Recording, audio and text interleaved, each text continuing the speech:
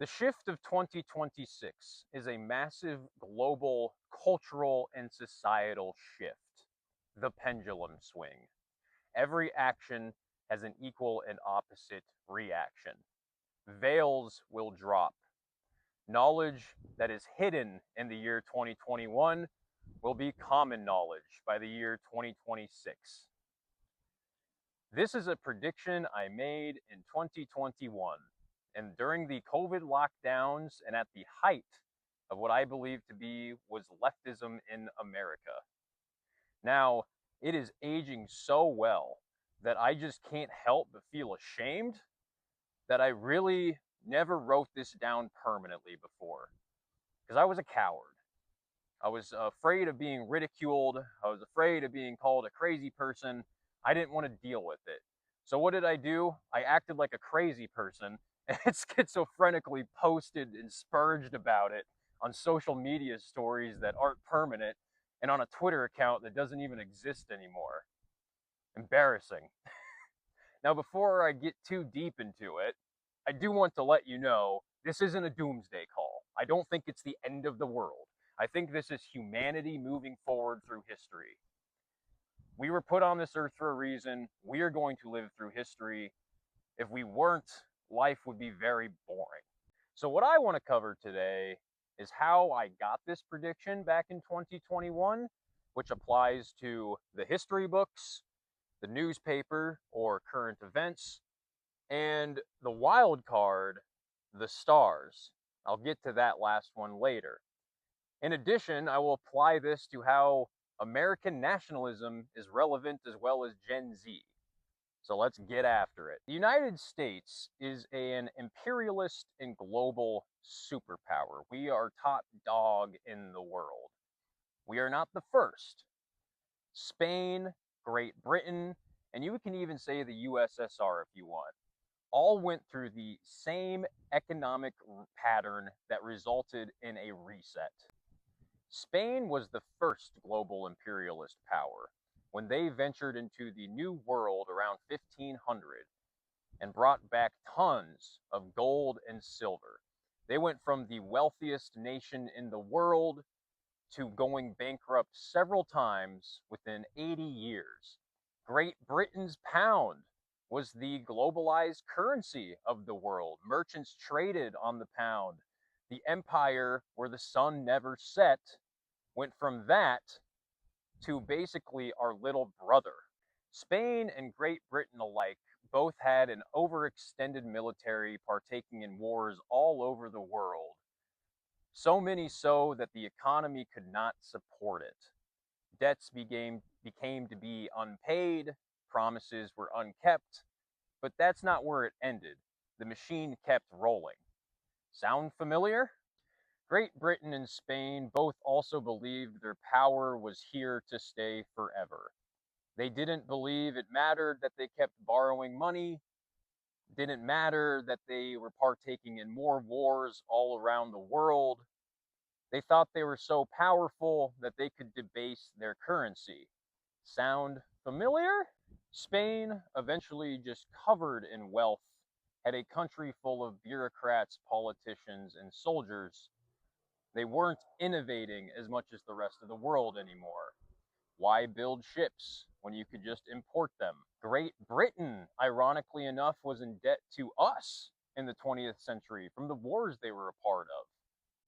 We today are in debt to China, who is next in line to be the global superpower. Hey guys, real quick, I'm going to highly recommend you watch these 3 videos right here. The guy does a lot better than I do in explaining the history. He'll show you, cycles and revolution, an economic reset video. I think it's just proper context. But that's not the only reason I'm here. I'm here because it is November 7th, and I filmed this on November 1st. And I feel obligated to add some more context, give you a little bit more details, really get you inside my brain when explaining this prediction. When I first made this channel, I figured I'd be like those guys on YouTube that just go out into the middle of nowhere, speak their mind off the cuff, and that's that. Turns out this was a little bit more difficult than just life advice, basically. But then at the same time, life doesn't go as planned. It's also my channel. I can do what I want. So I will be popping in a couple more times, one for the current events and one more for the stars segment. So yeah, roll the tape. The point is history is calling for a shift. It is less about how it goes down and more on how the society reacts to it going down. Let's apply some of the history to what's going on here today. For example, the top 1% of wealth in the United States in 1980 owned 8% of the total wealth. Today, it is 32%. That is within the range of what France was looking like in 1789. The money printer won't stop printing. Younger people are having trouble affording homes. More people over the age of 70 are purchasing homes than those under the age of 35. Nobody trusts each other on each side of the political aisle. Tensions are as high as they've ever been. In addition, everybody knows now that our politicians are bought and paid for by Israel. That is the veil, the biggest veil that is dropped. It is common knowledge now. Heck, faith in Congress is so low, I believe it is under 20%. Under 20% of the populace believes Congress is acting righteously. Talking about Israel, I'll just throw it in here. There will be a video for that another time. The JQ or Jewish question video will undoubtedly be my riskiest and most dangerous video for me because everyone knows now that veil is dropped. They're the ones running the show and they're suppressing as many people as they can. But unfortunately for them, the propaganda just isn't working. But when I get to that video, I will need to articulate myself clearly. I believe I have a very unique opinion on that issue, one of which that hasn't really been in the air too much. You can actually see now how the right wing movement is shifting. I technically believe it has already started. 2026 might be an inaccurate beginning point. In the media, you see Nick Fuentes and Tucker Carlson interviewing each other and getting support somehow by the Heritage Foundation. The Heritage Foundation not going after them was shocking to me. You see the Israeli suppression losing its grip on the United States. So much so, in my last video, I talked about how wanting my desire of J.D. Vance being more transparent to the people about Palantir.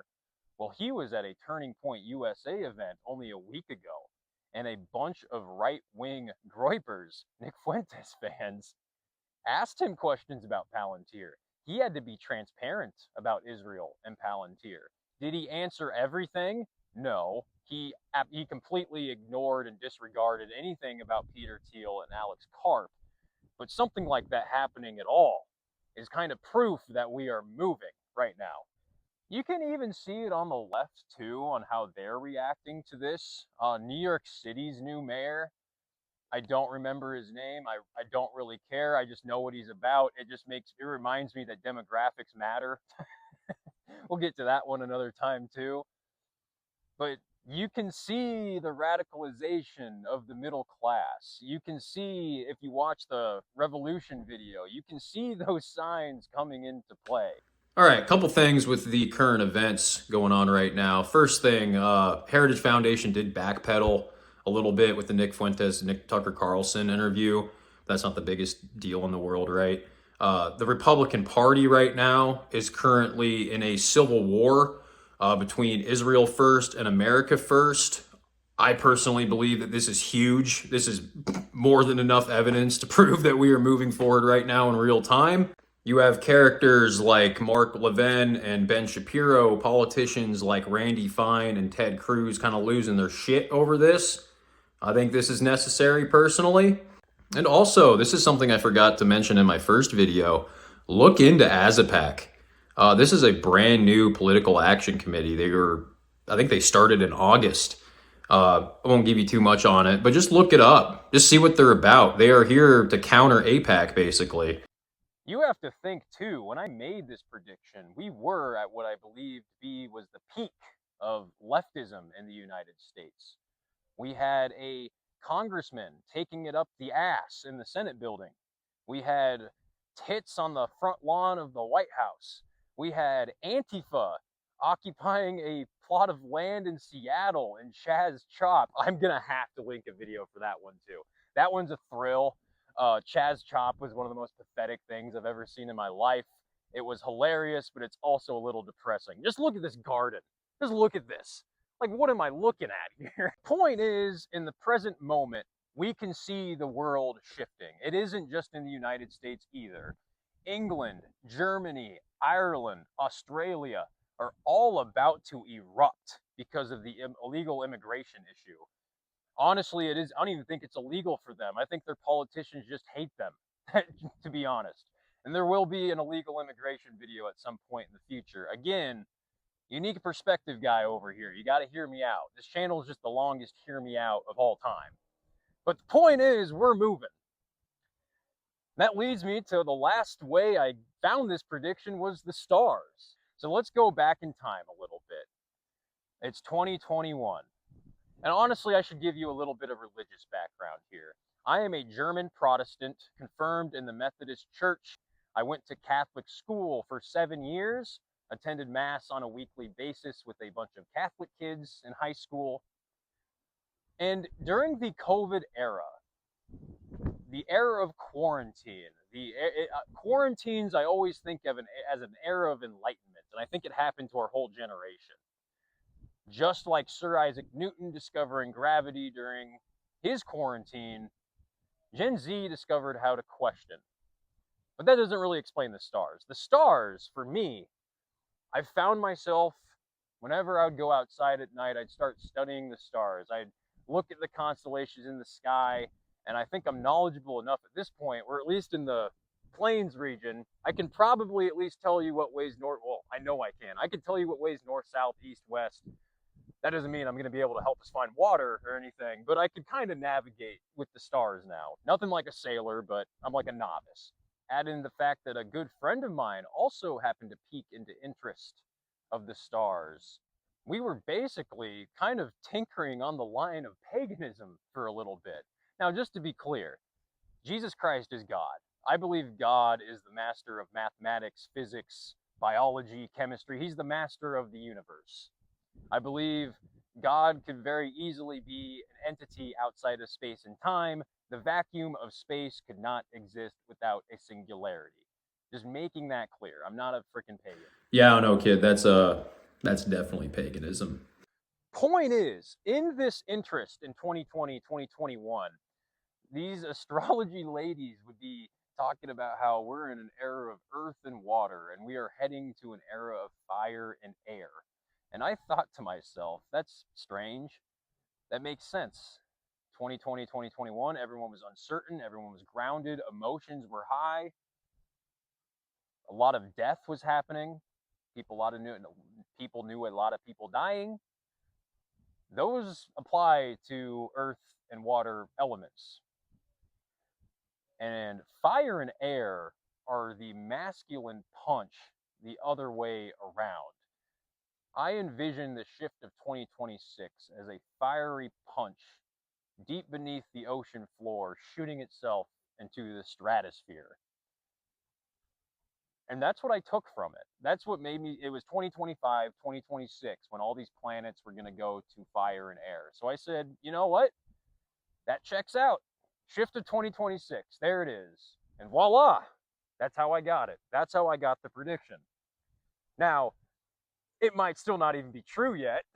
It's possible that I'm completely wrong and that things take a 180, but I highly doubt it. I think we're moving in that direction. So I do know that a mind too open does spill its contents on the ground, but I'm kind of a guy that figures there are pieces of the puzzle everywhere, right?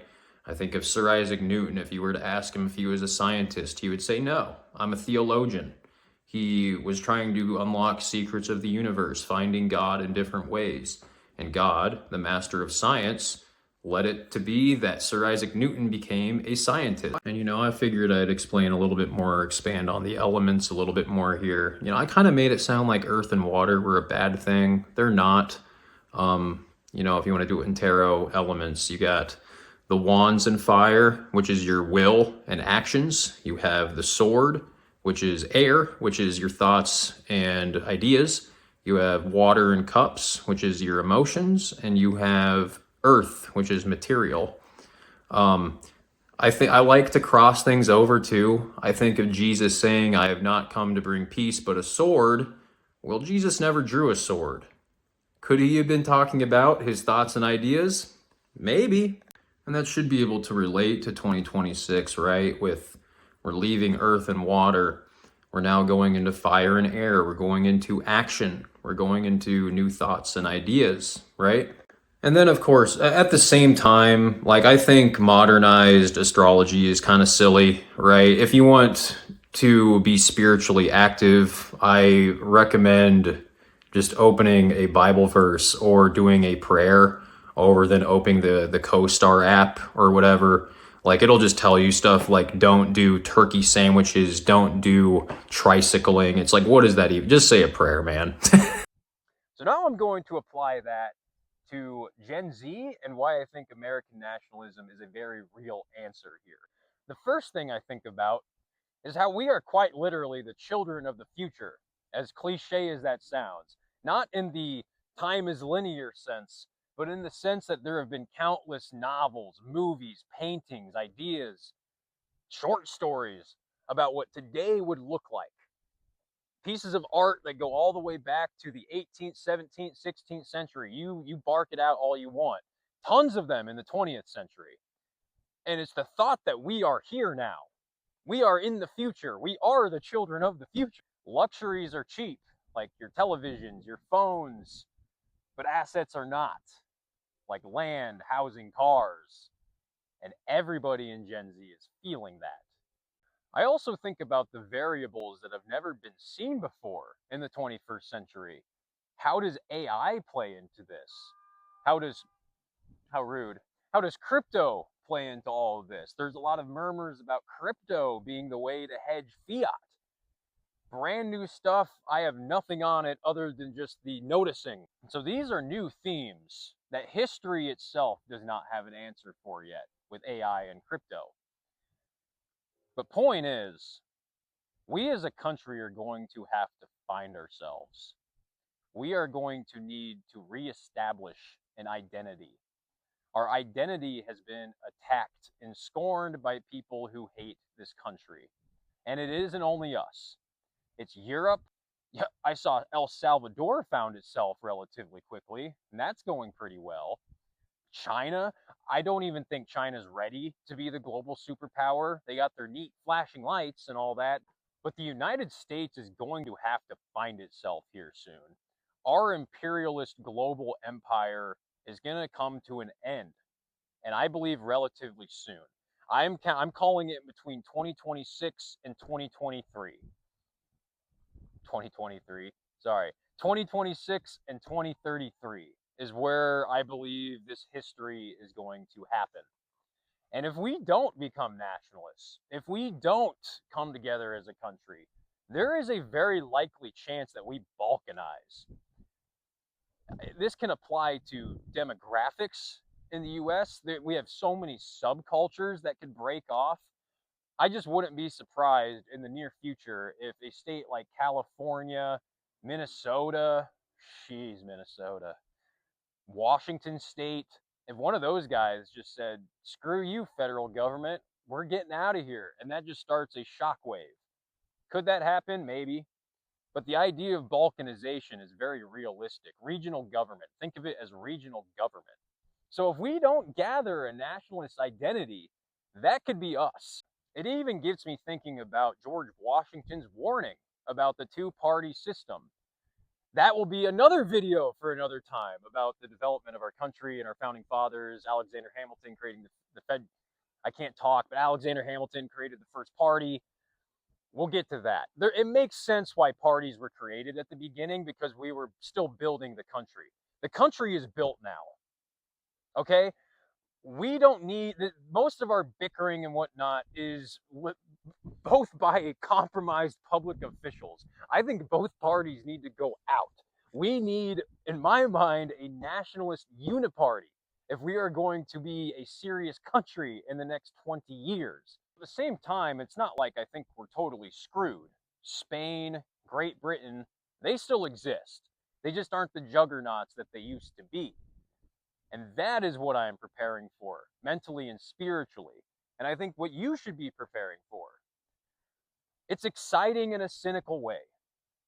It's just, I feel the thrill of living through history. It's just the thrill of being alive. And I don't know, I'm just happy to be here, man. Now, again, I am going to reiterate this is kind of a doomer pill, but it isn't. Never doom, okay? We're going to be fine. All right. It's just history is coming, and we're just going to have to go through it. We're going to have to go through it together. This is, I think, is Gen Z's biggest test. We've all woken up, and it's going to be time to act soon. I also figure in roughly a year from now, I would like to review this video because I could be completely wrong. Maybe I'll do it a couple times in the next year. Maybe I'll kind of track it, and we'll see when we get there. But I definitely am going to review the shift of 2026 when we're at the tail end of 2026. We'll see what I got right. We'll see what I got wrong. And we'll just see where we are as a country, too. Who knows? I guess one last thing I want to leave you with. There was a Charlie Kirk clip I saw not too long after he passed. And it was him. I'll drop that in the description, too, because it's a very interesting watch. It's only like 6 or 7 minutes. And he talks about how it only takes 3 to 5% of a country to be on something, an ideology, for things to actually move. And if you don't believe me, look at how the left got into power. Yeah, they were the loud minority. They were the loud, obnoxious minority, but guess who is getting into politics the last 20 years? Them. You want to know how our judicial system got so corrupt? Our judicial system is full of people who are acting on revenge on this country. Most of them hate this country. But the point is, it only takes 3 to 5%. I believe that movement will come. I believe we already have that 3 to 5%. And I really do think change is coming. So go forth into the future, do the best you can, live your life how you want, control what you can control, never doom, and be prepared to take on the future with a smile. That being said, I'll see you guys next time.